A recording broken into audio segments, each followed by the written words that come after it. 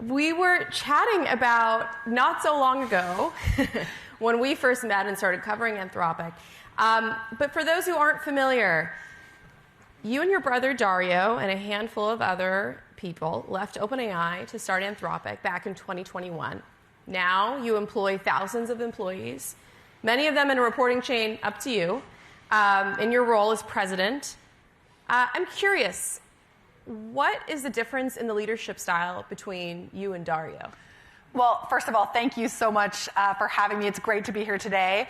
And, Dario and I really think of how we sort of split duties. Dario is this incredible technical visionary. I think, years before AI was this amazing idea that people were excited about around the world, he had this really strong conviction that artificial intelligence is going to be a big deal. This is like early 2010s. And I think Dario is constantly reminding the company about the scale, the ambition, sort of where the technology itself is going. I think of my role much more as actually running and managing the day-to-day of the organization. So I manage the executive team. We spend time making decisions about customers, about our products, about the research and how that applies to the people that are using artificial intelligence. And I like to think that the two of us are a great balance. And I have to say, I don't know how one CEO just runs a company by themselves. It seems like it's actually much easier to do with two people, particularly when they know each other really well. I remember in one of our conversations earlier, you telling me that you and Dario rarely fight. And I'm curious how you manage, what are some examples of places where maybe you have disagreed and have been able to settle it in a healthy way with regard to the business? Well, as someone who also has a brother, I know I think we've had several decades to kind of practice fighting and still loving each other, right? So as early as why did you take my toy? Can I have that back, please? I think that has served us well in being able to operate well together at Anthropic. I think what I would say is that, we do disagree sometimes, but I think how you disagree really matters. And I feel like there is always an incredible mutual respect between us. So if we look at the same situation and we see something different, I like to think that what our default is to be curious, right? So I usually view it as this felt like an obvious call to me. Why do you see it that way? Because usually he'll have a piece of information that I don't have, or I'll have a different perspective. And I would say about 80 to 90% of the time, what ends up happening is we meet in the middle. And so we'll think I think this is the right thing to do. You think this is the right thing to do. Actually, there's probably a third way to do this. That's the combination of what we both think. That's actually a little bit better. I think that's part of the strength of having both of us. The ability to practice looking at situations and decisions just from different points of view and perspective. And I think it helps us make better decisions. So 2 years ago, when you were sitting on the Bloomberg Tech stage with Dario, Anthropic was still very much the underdog in the competition against OpenAI and just in the race to AI generally. Now it's in a very different position, no longer the underdog. Claude is a runaway success, particularly among coders. Your company is projecting $47 billion in annualized run rate revenue, and the company has eclipsed OpenAI's valuation for the first time. Do you feel like you're definitively the front runner right now, and how does that change your approach? Something that I think both Dario and I, really hammer at Anthropic is that is just completely the wrong way to think. I think our view has always been, this is really about how do we show up every day for our customers?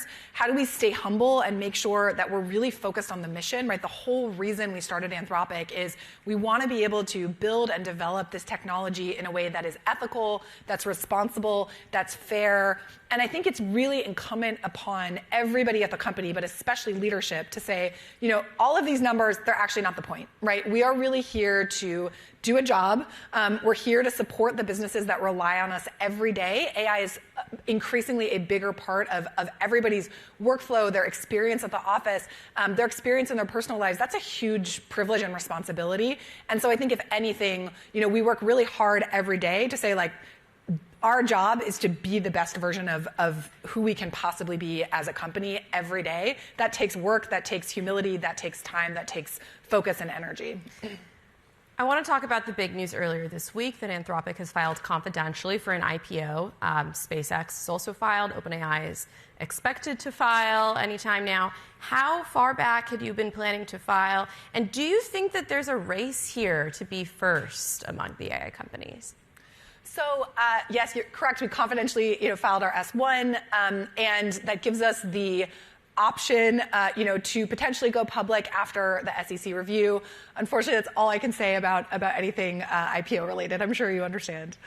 I mean, if we can just maybe level up a little, what is the calculus for a kind of an AI company generally to go public or not in this moment? What are some of the pros and cons here? Because on the one hand, yes, you can access more capital if you're not a startup. But on the other, then you're beholden to quarterly results, shareholder calls, et cetera. So what are some of the pros and cons just generally for an AI startup, do you think, to go public in this moment?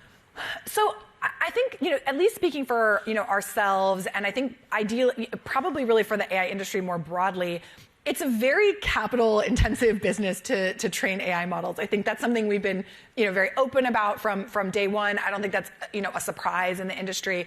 And I think this kind of concept of how do you access the level of capital that you need to train these models, right? It's a really big kind of upfront cost to train the models and to serve inference on them. And I think that is, my guess is that, over time, the sort of core set of companies that are working to advance the frontier are just going to need access to capital. And I think the public market is very well suited to that. So there's obviously, of course, trade-offs, but my sense is there's just a fundamental structure of how training and kind of serving these models for customers works, that it will require that level of access. It's clear that many businesses can't get enough of Claude, but at the same time, we are hearing about some customers who are concerned about the pitfalls of so-called token maxing, of companies making leaderboards of who uses the most AI tokens for using AI's sake. One of Uber's executives talked about it getting harder to justify AI spend if there isn't a clear metrics-backed ROI. Do you think there's truth to the idea that some businesses may be overspending on AI tools in this early experimental phase, and they may cut back as they move out of that phase? So I think kind of two things are true at once here. I think, I like that you said, experimental, because I think the reality is it feels like these AI tools are so powerful and so capable, which is true. And comparing them, particularly to, even 2 years ago when I was on stage at Bloomberg with Dario, I think the models have just come so far in what they're able to do and the economic value that they provide. But I actually think there's a lot more distance to go still for what the models will be able to do, 2 to 4 to 6 to 8 years in the future. And I would suspect that we will see some experimentation in different fields to understand how do you kind of get the most value out of these models for what particular workflows.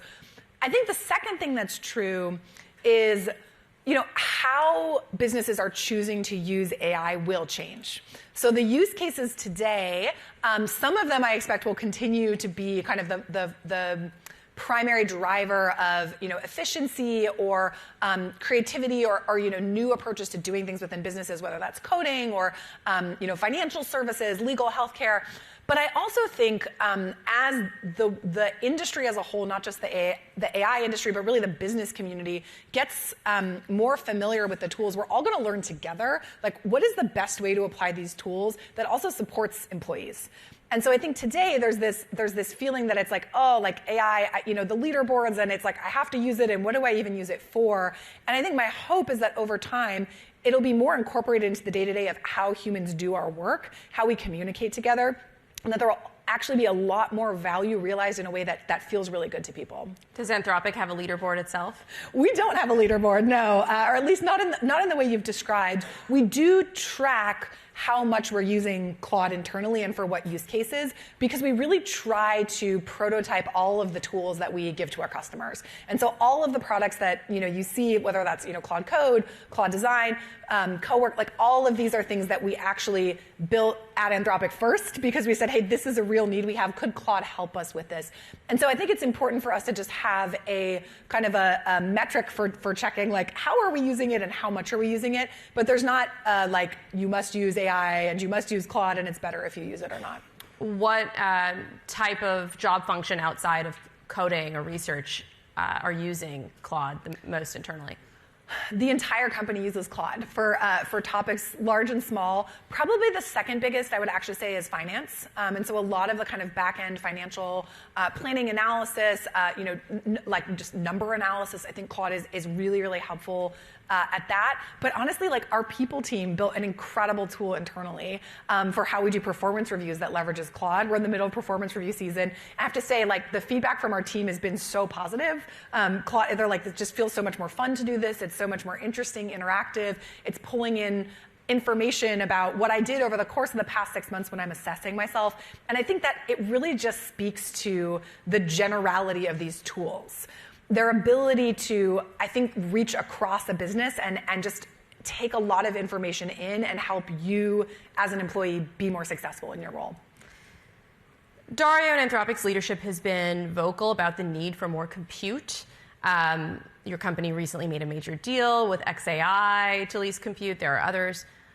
OpenAI made a big splash sort of earlier on with securing huge data center deals and spending, up to $1 trillion on infrastructure. Why did Anthropic take a little bit of a different approach? And in hindsight, do you think you should have done more earlier on the compute front? We've talked publicly about this concept of sort of the cone of uncertainty related to compute. And I think something that's important to know is the sort of structure of these deals is you have to commit to a certain amount of compute, reasonably far in advance. And so I think Anthropic's view has always been, we are wanting to plan for the best outcome, but not overextend ourselves such that we're buying more compute than we could productively use. It's really hard to predict that perfectly. And I think we would much prefer to be on the side of having a little bit more demand for the product than we're able to serve, than the inverse where you overshoot and then you're actually like not in a great situation because you've bought something, you can't pay for it down the road. It is really hard to get this right. I think the industry as a whole is still grappling with how to kind of structure these deals. But I think my sense is it's impossible to know what the future will look like. On balance, I continue to think it's better to be fiscally responsible and think carefully about how much you're going to buy, make sure that you have the ability to actually use all of that compute in the future, and we'll probably undershoot or overshoot at some point a little bit. In the announcement with SpaceX, Anthropic expressed preliminary interest in using potential data centers in space. What do you think about that? Is that a reality, and how far out are we from that? I don't think that data centers in space are something that will be on our to-do list in 2027. But I will say AI is the field that has surprised me the most. It's probably surprised the world the most in terms of just what new things are made possible by the advent of this technology. So no immediate plans for working with the astronauts to get Space Center data centers going, but you never know. A few months ago, Anthropic had a very public battle with the Pentagon over restrictions on its AI software. Are you more or less optimistic today about finding a solution to that? Anthropic has been really leaned in from day one and talked very publicly about our commitment to national security. And we were the first AI company available on the top secret cloud. I think our commitment to these values and these principles are also very, very old, right? It's sort of not a new thing for us. But I have to say, I've been very impressed the degree to which we've been able to work productively, with the administration around a wide variety of topics. And I think that's actually been the much bigger story over a long period of time, is our ability to partner productively with government at all kinds of levels, because fundamentally, I think artificial intelligence is and will be a geopolitical issue. And in order to be an ethical and responsible lab, we need to work with governments around the world, in the US, but also in partner countries, to say, how can we roll this technology out in a way that's safe, in a way that's good for people, that's going to protect democracy. And so I do really feel optimistic about this in the long run. Do you think other companies like OpenAI or Google have been able to negotiate better deals with the government because of Anthropic sticking to its position? You know, I think every individual company is going to have their own stance and sort of their own principles about like what their red lines and what their values are. And my sense is Anthropic will always be, as open as we can be about what our principles and values are, why we have those principles. But ultimately, I think it's important that whatever those values are for you as a company, that you are true to them. That you feel like you can explain them to employees and to the world more broadly. And fundamentally, we can't really control what other businesses are going to do. I think Anthropic's role is to be the sort of best version of itself. Again, to say like, if we were the only organization in this, in this situation, how would we want to behave? I think that's really the best way we've been able to navigate many difficult decisions at the company over the years. I think philanthropy seems to be a big part of Anthropic's culture. I know you and many Anthropic co-founders have pledged to give away half of your equity. Is that right? 80%. 80% of your equity. I'm curious, would you be in support of something like the proposed billionaire tax ballot in California that would impose a one-time tax on individuals whose net worth exceeds $1 billion? So Anthropic has, I think, again, pretty publicly talked about the fact that we think AI is going to create a huge amount of wealth. We're already seeing that. And I think we've been pretty open about this idea that should be redistributed in some fashion. Both the pledge and then a lot of sort of views of Anthropic when we're talking about, potential for labor displacement are really grounded on this belief that if we don't take intentional actions, AI, like many technologies, will probably widen the gap of inequality and disparity. It's not what we want to see. So I think there are a lot of interesting suggestions kind of floating around for how to approach that. Of course, the part we can control is, what do we as a company and as individuals, as co-founders sort of choose to do with, any, economic benefits that we get from AI. But I think this is a really big and important question that actually goes beyond the walls of any individual company. There's a lot of potential upside with AI to cure disease or lower the cost of consumer goods, but also real fears that, Dario has validated, saying last year that AI could potentially wipe out half of all white-collar work. Do you agree with that? And if so, what's the solution? Is it something like more taxes? We talked about basic income, job retraining, and how do you pay for all of that? Sorry. I think AI we're already seeing the ways that it's disruptive. I don't necessarily think we know the future. So exactly what the type of disruption that might happen, a year or 3 years or 5 years from now is unknown. I do think it's important for companies to be open about and study what we're seeing today, which is part of why we publish our societal impacts research. We say, hey, here is how people are using AI. Is it displacing jobs? Is it supplementing jobs? What we found so far is that in 2025 and 2026, replacement is a tiny, tiny, tiny fraction of what AI is doing. And really where we see that is mostly in jobs that are overseas and mostly in customer support. And so these are jobs that are sort of already being automated by more traditional ML, non-generative AI systems. Could that change in the future? Absolutely. And I think we're a little bit unusual in the sense that we talk about it a lot. We say, hey, this might happen. But I think there is this just broader, again, sort of societal challenge. AI is going to be able to do so many productive things that humans can do today. What does that mean for how we find meaning, how we earn income, how we relate to one another? And again, I think the default will be to treat it like past technologies and say, okay, we're going to integrate this into existing workflows, and that's sort of the end of the story. I personally believe there's a real opportunity here for us to say, how do we accelerate and sort of accentuate the parts of doing work and finding meaning that only humans can do? I have this very fundamental belief that humans like to spend time with other humans. We like to create things together. We like to relate to one another. Sometimes we like to disagree with each other.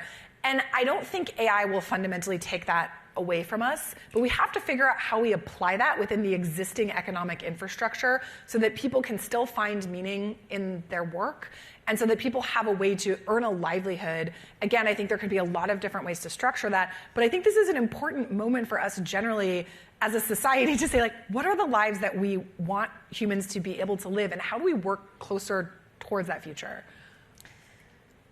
2 months ago, Anthropic unveiled and restricted access to Mythos, your most powerful model, right, citing significant concerns about its potential to wreak havoc on critical software by spotting and exploiting security vulnerabilities. Now, Anthropic plans to release these Mythos-level AI models more widely. Can you help us understand what's changed in the past 2 months? Are you confident that these models are different now in any meaningful way from the version before? Are they safer? This is a great question. We actually, on Tuesday, just expanded the set of customers that have access to Mythos. I think it's about an additional 150 organizations around the world in 15 different countries. And really our approach to Mythos has always been, there's a time component to it. So we released it initially to cyber defenders. So some nonprofit groups, some governments, some organizations that are critical infrastructure for protecting against potential cyber attacks. And what we found is, just like in any kind of security vulnerability situation, you have to give the defenders a head start. The technology, AI models are going to keep advancing. If it's not us, one day releasing a Mythos-level model, another AI company will. But it actually matters who you give access to first and how long they have to patch some of the vulnerabilities that Mythos was capable of revealing. And so we're taking this very cautious, very tiered approach, which I know in some ways is frustrating because people really want access to the model. But I think, again, as a company that's founded on these principles of being ethical, being responsible, we felt it was important to give access to the organizations that were capable of really helping us defend against some of these risks, and then slowly widening that circle to more and more critical infrastructure until eventually we feel it's safe to release it more widely. So far, Anthropic has been very focused on enterprise, even in how you're talking about that rollout. But could we see a push into consumer this year? So we do have a consumer product. It's Claude.ai, and I think we have always really from day one felt that enterprise and business is the best kind of spiritual fit for Anthropic and our values. I think this focus on trust, on responsibility, reliability, transparency, these are just so baked into the DNA of Anthropic, the company. And I think we have a increasingly growing consumer base.